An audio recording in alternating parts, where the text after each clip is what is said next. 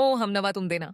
साथ मेरा सीरियल की अपडेट्स सबसे पहले पाने के लिए हमारे चैनल एक्सप्लेनेशन हब को सब्सक्राइब करें और वीडियो को लाइक करें। आज के एपिसोड में रक्षित अपराजिता को देखकर मुस्कुराते हुए कहता है, तुमने भगवान गणेश से थोड़ी ज्यादा शिकायत कर दी, इसीलिए उन्होंने भी रास्ते में ऑब्स्टिकल भेज दिया।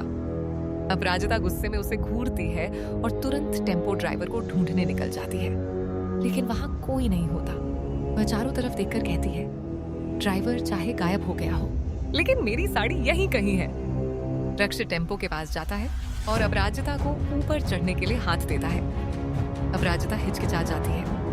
वह उसके हाथ पर पैर रखने से बचने की कोशिश करती है। रक्षित जल्दी से कहता है, इतना मत सोचो, हमारे पास टाइम नहीं है। अपराजिता आखिरकार उसका हाथ पकड़कर ऊपर चढ़ जाती है। दोनों टेम्पो के अंदर बिखरे सामान के बीच साड़ी ढूंढने लगते हैं। हर तरफ बोरे, कपड़े और फल की पेटियां फैली होती हैं। अपराजिता बेचैनी में लगातार सामान उलट पलट रही होती है। तभी अचानक रक्षित मुस्कुराते हुए साड़ी उठाता है। मिल गई। अपराजिता की आंखों में राहत आ जाती है। वह तुरंत साड़ी अपने सीने से लगा लेती है। साड़ी मिलने के बाद भी रक्षित का ध्यान एक तरफ पड़े केले पर चला जाता है। वह आराम से केला उठाकर खाने लगता है। अपराजिता उसे हैरानी से देखती है। सीरियसली? इतनी बड़ी मुसीबत के बीच आपको भूख लग रही है? रक्षित मासूमियत से जवाब देता है, स्ट्रेस में मुझे और ज्यादा भूख लगती है। अपराजिता सिर पकड़ लेती है। दूसरी तरफ वेन्यू पर माहौल धीरे धीरे टेंस होता जा रहा होता है। शास्त्री जी सुधा से पूछते हैं, रक्षित अभी तक पहुंचा क्यों नहीं? सुधा मुस्कुराकर जवाब देती है, बस रास्ते में होगा। उसी समय अपराजिता का परिवार भी वहां पहुंचता है। वे लोग आगे बैठने की कोशिश करते हैं, लेकिन तभी ईरा उन्हें रोक देती है। वह ठंडे लहजे में कहती है, फ्रंट रो सिर्फ वीआईपी गेस्ट्स के लिए रिजर्व्ड है, और उन्हें पीछे बैठने भेज देती है। रामगोपाल बेचैन होकर इधर उधर देखते हैं। अपराजिता अभी तक क्यों नहीं पहुंची? मालती उन्हें समझाती है, शायद बैक स्टेज होगी। उधर परम भी वेन्यू पर मौजूद होता है। वह शास्त्री जी के सामने जानबूझकर बोलता है, इतने बड़े इवेंट का होस्ट खुद गायब है। वाह रक्षित। मोहित उसे तुरंत रोकता है, लेकिन रवीना भी परम का साथ देती है।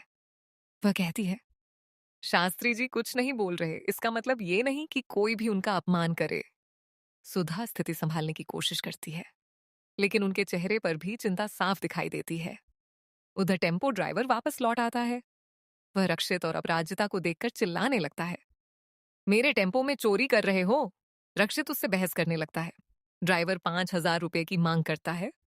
रक्षित तुरंत पैसे देने को तैयार हो जाता है, लेकिन अपराजिता बीच में बोल पड़ती है, तुमने हैंड ब्रेक लगाए बिना टेम्पो छोड़ा, हमारी कार खराब हो गई, अब पुलिस बुलाऊं? ड्राइवर डर जाता है। वह तुरंत कहता है, नहीं नहीं, पैसे नहीं चाहिए, और भागने की कोशिश करता है। ड्राइवर के जाने के बाद अपराजिता रक्षित को डांटती है, आप इतने आसानी से पैसे देने के लिए क्यों मान गए?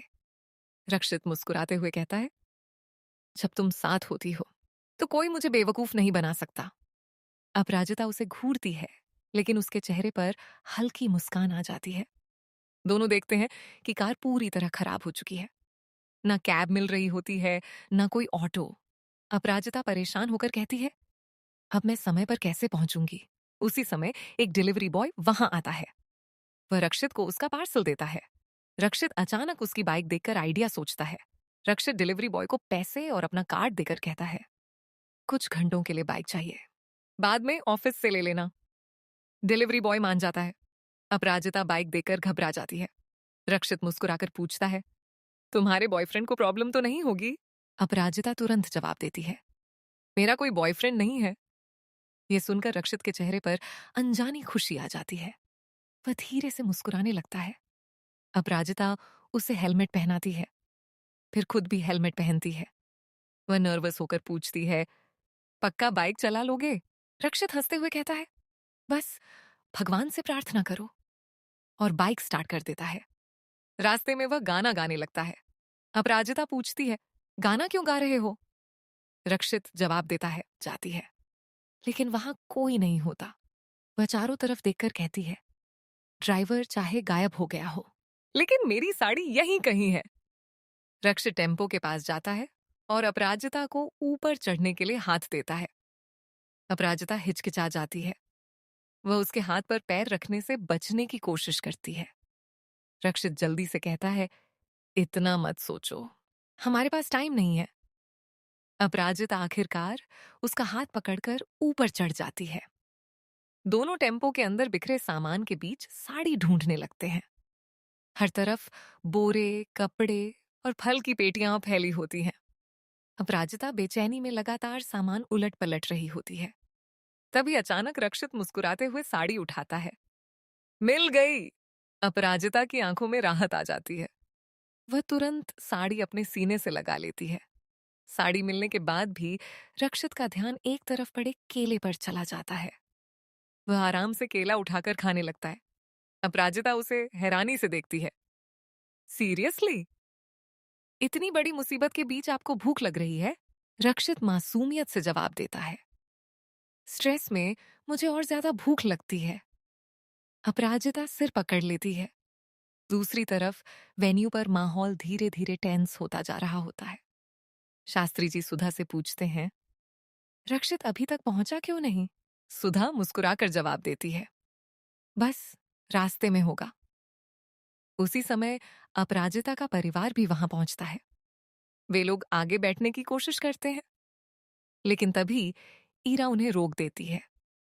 वह ठंडे लहजे में कहती है, फ्रंट रो सिर्फ वीआईपी गेस्ट्स के लिए रिजर्व्ड है, और उन्हें पीछे बैठने भेज देती है। रामगोपाल बेचैन होकर इधर उधर देखते हैं। अपराजिता अभी तक क्यों नहीं पहुंची? मालती उन्हें समझाती है, शायद बैकस्टेज होगी। उधर परम भी वेन्यू पर मौजूद होता है। वह शास्त्री जी के सामने जानबूझकर बोलता है, इतने बड़े इवेंट का होस्ट खुद गायब है। वाह रक्षित! मोहित उसे तुरंत रोकता है, लेकिन रवीना भी परम का साथ देती है। वह कहती है, शास्त्री जी कुछ नहीं बोल रहे, इसका मतलब ये नहीं कि कोई भी उनका अपमान करे। सुधा स्थिति संभालने की कोशिश करती है, लेकिन उनके चेहरे पर भी चिंता साफ दिखाई देती है। उधर टेम्पो ड्राइवर वापस लौट आता है। वह रक्षित और अपराजिता को देखकर चिल्लाने लगता है, मेरे टेम्पो में चोरी कर रहे हो? रक्षित उससे बहस करने लगता है। ड्राइवर 5,000 रुपए की मांग करता है। रक्षित तुरंत पैसे देने को तैयार हो जाता है, लेकिन अपराजिता बीच में बोल पड़ती है, तुमने हैंड ब्रेक लगाए बिना टेम्पो छोड़ा, हमारी कार खराब हो गई, अब पुलिस बुलाऊं? ड्राइवर डर जाता है। वह तुरंत कहता है, नहीं नहीं, पैसे नहीं चाहिए, और भागने की कोशिश करता है। ड्राइवर के जाने के बाद अपराजिता रक्षित को डांटती है, आप इतने आसानी से पैसे देने के लिए क्यों मान गए? रक्षित मुस्कुराते हुए कहता है, जब तुम साथ होती हो तो कोई मुझे बेवकूफ नहीं बना सकता। अपराजिता उसे घूरती है, लेकिन उसके चेहरे पर हल्की मुस्कान आ जाती है। दोनों देखते हैं कि कार पूरी तरह खराब हो चुकी है। ना कैब मिल रही होती है, ना कोई ऑटो। अपराजिता परेशान होकर कहती है, अब मैं समय पर कैसे पहुंचूंगी? उसी समय एक डिलीवरी बॉय वहां आता है। वह रक्षित को उसका पार्सल देता है। रक्षित अचानक उसकी बाइक देखकर आइडिया सोचता है। रक्षित डिलीवरी बॉय को पैसे और अपना कार्ड देकर कहता है, कुछ घंटों के लिए बाइक चाहिए, बाद में ऑफिस से ले लेना। डिलीवरी बॉय मान जाता है। अपराजिता बाइक देखकर घबरा जाती है। रक्षित मुस्कुराकर पूछता है, तुम्हारे बॉयफ्रेंड को प्रॉब्लम तो नहीं होगी? अपराजिता तुरंत जवाब देती है, मेरा कोई बॉयफ्रेंड नहीं है। यह सुनकर रक्षित के चेहरे पर अनजानी खुशी आ जाती है। वह धीरे से मुस्कुराने लगता है। अपराजिता उसे हेलमेट पहनाती है, फिर खुद भी हेलमेट पहनती है। वह नर्वस होकर पूछती है, पक्का बाइक चला लोगे? रक्षित हंसते हुए कहता है, बस भगवान से प्रार्थना करो, और बाइक स्टार्ट कर देता है। रास्ते में वह गाना गाने लगता है। अपराजिता पूछती है, गाना क्यों गा रहे हो? जाती है, लेकिन वहां कोई नहीं होता। वह चारों तरफ देखकर कहती है, ड्राइवर चाहे गायब हो गया हो, लेकिन मेरी साड़ी यहीं कहीं है। रक्षित टेम्पो के पास जाता है और अपराजिता को ऊपर चढ़ने के लिए हाथ देता है। अपराजिता हिचकिचा जाती है। वह उसके हाथ पर पैर रखने से बचने की कोशिश करती है। रक्षित जल्दी से कहता है, इतना मत सोचो, हमारे पास टाइम नहीं है। अपराजिता आखिरकार उसका हाथ पकड़कर ऊपर चढ़ जाती है। दोनों टेम्पो के अंदर बिखरे सामान के बीच साड़ी ढूंढने लगते हैं। हर तरफ बोरे, कपड़े और फल की पेटियां फैली होती हैं। अपराजिता बेचैनी में लगातार सामान उलट पलट रही होती है। तभी अचानक रक्षित मुस्कुराते हुए साड़ी उठाता है। मिल गई! अपराजिता की आंखों में राहत आ जाती है। वह तुरंत साड़ी अपने सीने से लगा लेती है। साड़ी मिलने के बाद भी रक्षित का ध्यान एक तरफ पड़े केले पर चला जाता है। वह आराम से केला उठाकर खाने लगता है। अपराजिता उसे हैरानी से देखती है। सीरियसली? इतनी बड़ी मुसीबत के बीच आपको भूख लग रही है? रक्षित मासूमियत से जवाब देता है। स्ट्रेस में मुझे और ज्यादा भूख लगती है। अपराजिता सिर पकड़ लेती है। दूसरी तरफ वेन्यू पर माहौल धीरे धीरे टेंस होता जा रहा होता है। शास्त्री जी सुधा से पूछते हैं, रक्षित अभी तक पहुंचा क्यों नहीं? सुधा मुस्कुराकर जवाब देती है, बस रास्ते में होगा। उसी समय अपराजिता का परिवार भी वहां पहुंचता है। वे लोग आगे बैठने की कोशिश करते हैं, लेकिन तभी ईरा उन्हें रोक देती है। वह ठंडे लहजे में कहती है, फ्रंट रो सिर्फ वीआईपी गेस्ट्स के लिए रिजर्व्ड है, और उन्हें पीछे बैठने भेज देती है। रामगोपाल बेचैन होकर इधर उधर देखते हैं। अपराजिता अभी तक क्यों नहीं पहुंची? मालती उन्हें समझाती है, शायद बैकस्टेज होगी। उधर परम भी वेन्यू पर मौजूद होता है। वह शास्त्री जी के सामने जानबूझकर बोलता है, इतने बड़े इवेंट का होस्ट खुद गायब है। वाह रक्षित! मोहित उसे तुरंत रोकता है, लेकिन रवीना भी परम का साथ देती है। वह कहती है, शास्त्री जी कुछ नहीं बोल रहे, इसका मतलब ये नहीं कि कोई भी उनका अपमान करे। सुधा स्थिति संभालने की कोशिश करती है, लेकिन उनके चेहरे पर भी चिंता साफ दिखाई देती है। उधर टेम्पो ड्राइवर वापस लौट आता है। वह रक्षित और अपराजिता को देखकर चिल्लाने लगता है, मेरे टेम्पो में चोरी कर रहे हो? रक्षित उससे बहस करने लगता है। ड्राइवर 5,000 रुपए की मांग करता है। रक्षित तुरंत पैसे देने को तैयार हो जाता है, लेकिन अपराजिता बीच में बोल पड़ती है, तुमने हैंड ब्रेक लगाए बिना टेम्पो छोड़ा, हमारी कार खराब हो गई, अब पुलिस बुलाऊं? ड्राइवर डर जाता है। वह तुरंत कहता है, नहीं नहीं, पैसे नहीं चाहिए, और भागने की कोशिश करता है। ड्राइवर के जाने के बाद अपराजिता रक्षित को डांटती है, आप इतने आसानी से पैसे देने के लिए क्यों मान गए? रक्षित मुस्कुराते हुए कहता है, जब तुम साथ होती हो तो कोई मुझे बेवकूफ नहीं बना सकता। अपराजिता उसे घूरती है, लेकिन उसके चेहरे पर हल्की मुस्कान आ जाती है। दोनों देखते हैं कि कार पूरी तरह खराब हो चुकी है। ना कैब मिल रही होती है, ना कोई ऑटो। अपराजिता परेशान होकर कहती है, अब मैं समय पर कैसे पहुंचूंगी? उसी समय एक डिलीवरी बॉय वहां आता है। वह रक्षित को उसका पार्सल देता है। रक्षित अचानक उसकी बाइक देखकर आइडिया सोचता है। रक्षित डिलीवरी बॉय को पैसे और अपना कार्ड देकर कहता है, कुछ घंटों के लिए बाइक चाहिए, बाद में ऑफिस से ले लेना। डिलीवरी बॉय मान जाता है। अपराजिता बाइक देखकर घबरा जाती है। रक्षित मुस्कुराकर पूछता है, तुम्हारे बॉयफ्रेंड को प्रॉब्लम तो नहीं होगी? अपराजिता तुरंत जवाब देती है, मेरा कोई बॉयफ्रेंड नहीं है। यह सुनकर रक्षित के चेहरे पर अनजानी खुशी आ जाती है। वह धीरे से मुस्कुराने लगता है। अपराजिता उसे हेलमेट पहनाती है, फिर खुद भी हेलमेट पहनती है। वह नर्वस होकर पूछती है, पक्का बाइक चला लोगे? रक्षित हंसते हुए कहता है, बस भगवान से प्रार्थना करो, और बाइक स्टार्ट कर देता है। रास्ते में वह गाना गाने लगता है। अपराजिता पूछती है, गाना क्यों गा रहे हो? जाती है, लेकिन वहां कोई नहीं होता।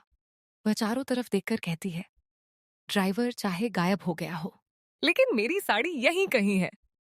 रक्षित टेम्पो के पास जाता है और अपराजिता को ऊपर चढ़ने के लिए हाथ देता है। अपराजिता हिचकिचा जाती है। वह उसके हाथ पर पैर रखने से बचने की कोशिश करती है। रक्षित जल्दी से कहता है, इतना मत सोचो, हमारे पास टाइम नहीं है। अपराजिता आखिरकार उसका हाथ पकड़कर ऊपर चढ़ जाती है। दोनों टेम्पो के अंदर बिखरे सामान के बीच साड़ी ढूंढने लगते हैं। हर तरफ बोरे, कपड़े और फल की पेटियां फैली होती हैं। अपराजिता बेचैनी में लगातार सामान उलट पलट रही होती है। तभी अचानक रक्षित मुस्कुराते हुए साड़ी उठाता है। मिल गई! अपराजिता की आंखों में राहत आ जाती है। वह तुरंत साड़ी अपने सीने से लगा लेती है। साड़ी मिलने के बाद भी रक्षित का ध्यान एक तरफ पड़े केले पर चला जाता है। वह आराम से केला उठाकर खाने लगता है। अपराजिता उसे हैरानी से देखती है। सीरियसली? इतनी बड़ी मुसीबत के बीच आपको भूख लग रही है? रक्षित मासूमियत से जवाब देता है। स्ट्रेस में मुझे और ज्यादा भूख लगती है। अपराजिता सिर पकड़ लेती है। दूसरी तरफ वेन्यू पर माहौल धीरे धीरे टेंस होता जा रहा होता है। शास्त्री जी सुधा से पूछते हैं, रक्षित अभी तक पहुंचा क्यों नहीं? सुधा मुस्कुराकर जवाब देती है, बस रास्ते में होगा। उसी समय अपराजिता का परिवार भी वहां पहुंचता है। वे लोग आगे बैठने की कोशिश करते हैं, लेकिन तभी ईरा उन्हें रोक देती है। वह ठंडे लहजे में कहती है, फ्रंट रो सिर्फ वीआईपी गेस्ट्स के लिए रिजर्व्ड है, और उन्हें पीछे बैठने भेज देती है। रामगोपाल बेचैन होकर इधर उधर देखते हैं। अपराजिता अभी तक क्यों नहीं पहुंची? मालती उन्हें समझाती है, शायद बैक स्टेज होगी। उधर परम भी वेन्यू पर मौजूद होता है। वह शास्त्री जी के सामने जानबूझकर बोलता है, इतने बड़े इवेंट का होस्ट खुद गायब है। वाह रक्षित! मोहित उसे तुरंत रोकता है, लेकिन रवीना भी परम का साथ देती है। वह कहती है, शास्त्री जी कुछ नहीं बोल रहे, इसका मतलब ये नहीं कि कोई भी उनका अपमान करे। सुधा स्थिति संभालने की कोशिश करती है, लेकिन उनके चेहरे पर भी चिंता साफ दिखाई देती है। उधर टेम्पो ड्राइवर वापस लौट आता है। वह रक्षित और अपराजिता को देखकर चिल्लाने लगता है, मेरे टेम्पो में चोरी कर रहे हो? रक्षित उससे बहस करने लगता है। ड्राइवर 5,000 रुपए की मांग करता है। रक्षित तुरंत पैसे देने को तैयार हो जाता है, लेकिन अपराजिता बीच में बोल पड़ती है, तुमने हैंड ब्रेक लगाए बिना टेम्पो छोड़ा, हमारी कार खराब हो गई, अब पुलिस बुलाऊं? ड्राइवर डर जाता है। वह तुरंत कहता है, नहीं नहीं, पैसे नहीं चाहिए, और भागने की कोशिश करता है। ड्राइवर के जाने के बाद अपराजिता रक्षित को डांटती है, आप इतने आसानी से पैसे देने के लिए क्यों मान गए? रक्षित मुस्कुराते हुए कहता है, जब तुम साथ होती हो तो कोई मुझे बेवकूफ नहीं बना सकता। अपराजिता उसे घूरती है, लेकिन उसके चेहरे पर हल्की मुस्कान आ जाती है। दोनों देखते हैं कि कार पूरी तरह खराब हो चुकी है। ना कैब मिल रही होती है, ना कोई ऑटो। अपराजिता परेशान होकर कहती है, अब मैं समय पर कैसे पहुंचूंगी? उसी समय एक डिलीवरी बॉय वहां आता है। वह रक्षित को उसका पार्सल देता है। रक्षित अचानक उसकी बाइक देखकर आइडिया सोचता है। रक्षित डिलीवरी बॉय को पैसे और अपना कार्ड देकर कहता है, कुछ घंटों के लिए बाइक चाहिए, बाद में ऑफिस से ले लेना। डिलीवरी बॉय मान जाता है। अपराजिता बाइक देखकर घबरा जाती है। रक्षित मुस्कुराकर पूछता है, तुम्हारे बॉयफ्रेंड को प्रॉब्लम तो नहीं होगी? अपराजिता तुरंत जवाब देती है, मेरा कोई बॉयफ्रेंड नहीं है। यह सुनकर रक्षित के चेहरे पर अनजानी खुशी आ जाती है। वह धीरे से मुस्कुराने लगता है। अपराजिता उसे हेलमेट पहनाती है, फिर खुद भी हेलमेट पहनती है। वह नर्वस होकर पूछती है, पक्का बाइक चला लोगे? रक्षित हंसते हुए कहता है, बस भगवान से प्रार्थना करो, और बाइक स्टार्ट कर देता है। रास्ते में वह गाना गाने लगता है। अपराजिता पूछती है, गाना क्यों गा रहे हो? लेकिन अपराजिता बीच में बोल पड़ती है, तुमने हैंड ब्रेक लगाए बिना टेम्पो छोड़ा, हमारी कार खराब हो गई, अब पुलिस बुलाऊं? ड्राइवर डर जाता है। वह तुरंत कहता है, नहीं नहीं, पैसे नहीं चाहिए, और भागने की कोशिश करता है। ड्राइवर के जाने के बाद अपराजिता रक्षित को डांटती है, आप इतने आसानी से पैसे देने के लिए क्यों मान गए? रक्षित मुस्कुराते हुए कहता है, जब तुम साथ होती हो तो कोई मुझे बेवकूफ नहीं बना सकता। अपराजिता उसे घूरती है, लेकिन उसके चेहरे पर हल्की मुस्कान आ जाती है। दोनों देखते हैं कि कार पूरी तरह खराब हो चुकी है। ना कैब मिल रही होती है, ना कोई ऑटो। अपराजिता परेशान होकर कहती है, अब मैं समय पर कैसे पहुंचूंगी? उसी समय एक डिलीवरी बॉय वहां आता है। वह रक्षित को उसका पार्सल देता है। रक्षित अचानक उसकी बाइक देखकर आइडिया सोचता है। रक्षित डिलीवरी बॉय को पैसे और अपना कार्ड देकर कहता है, कुछ घंटों के लिए बाइक चाहिए, बाद में ऑफिस से ले लेना। डिलीवरी बॉय मान जाता है। अपराजिता बाइक देखकर घबरा जाती है। रक्षित मुस्कुराकर पूछता है, तुम्हारे बॉयफ्रेंड को प्रॉब्लम तो नहीं होगी? अपराजिता तुरंत जवाब देती है, मेरा कोई बॉयफ्रेंड नहीं है। ये सुनकर रक्षित के चेहरे पर अनजानी खुशी आ जाती है। अपराजिता तुरंत कहती है, डर तो मुझे लगना चाहिए। रक्षित धीरे से कहता है, जब तक मैं हूं तुम्हें कुछ नहीं होगा। अपराजिता चुप हो जाती है। उधर ललित वीडियो कॉल करता है। जब उसे पता चलता है कि अपराजिता वेन्यू तक नहीं पहुंची, तो वह जोर से हंसने लगता है। इस बार मैंने तुम्हें हरा दिया अपराजिता। उसे लगता है कि उसकी चाल कामयाब हो गई। रास्ते में ट्रैफिक सिग्नल पर बाइक रुकती है। एक छोटा बच्चा फूल बेच रहा होता है। रक्षित उससे फूल खरीद लेता है और अपराजिता को देता है। अपराजिता हैरान होकर पूछती है कि ये क्यों? रक्षित मुस्कुराकर कहता है, हैंडल पकड़ना है, हाथ खाली चाहिए। लेकिन उसकी आंखें कुछ और ही कह रही होती हैं। रक्षित अचानक पूछता है, क्या तुम कभी प्यार में पड़ी हो? अपराजिता चौंक जाती है। वह तुरंत कहती है, आप फ्रेंडशिप की लिमिट क्रॉस कर रहे हैं। लेकिन रक्षित मुस्कुराता रहता है। उसके दिमाग में अपराजिता के साथ बिताए सारे पल घूमने लगते हैं। उसे एहसास होने लगता है कि अब वो सिर्फ दोस्ती नहीं रही। रक्षित आखिरकार अपराजिता से अपने दिल की बात कह देता है। अपराजिता हैरान रह जाती है। उसकी आंखों में डर, दर्द और उलझन साफ दिखाई देती है।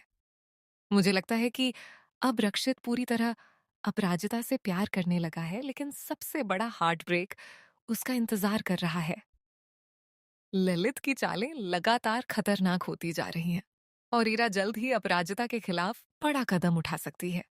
अब सवाल उठता है कि क्या अपराजिता रक्षित को अपनी शादी की सच्चाई बताएगी?